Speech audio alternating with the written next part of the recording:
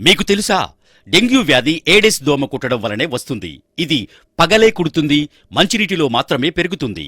మనకు అవగాహన లేక మన ఇండ్లలో మనమే వీటిని పాత టైర్లు, పూల కుండీలు, కూలర్ల కింద వాటర్లు, ఫ్లవర్ వాజులు, నీటి డ్రమ్ములు, రోళ్లు, వాటర్ పైపులు, పగిలిపోయిన కుండలు, వాడని నీటి సంపులు, పూల తొట్లల్లో పెంచుతున్నాం. డెంగ్యూ వ్యాధి లక్షణాలు: ఈ దోమ కుట్టిన వారంలోపు తీవ్రమైన జ్వరం, తలనొప్పి, కళ్లలోపల పోట్లు, కీళ్లు కండరాల నొప్పులు, వాంతులు, కళ్ళు తిరగడం, ఆయాసం, విరోచనాలు, కడుపు నొప్పి, శరీరం మీద ఎర్రటి దద్దుర్లు లాంటి లక్షణాలు కనిపిస్తాయి.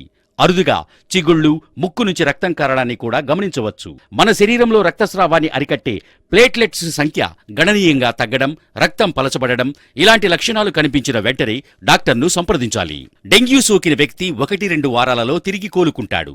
అప్పటి వరకు విశ్రాంతి తీసుకుంటూ మంచి ఆహారం మరియు పండ్ల జ్యూస్, మంచినీరు, ORS లాంటి ద్రవ పదార్థాలు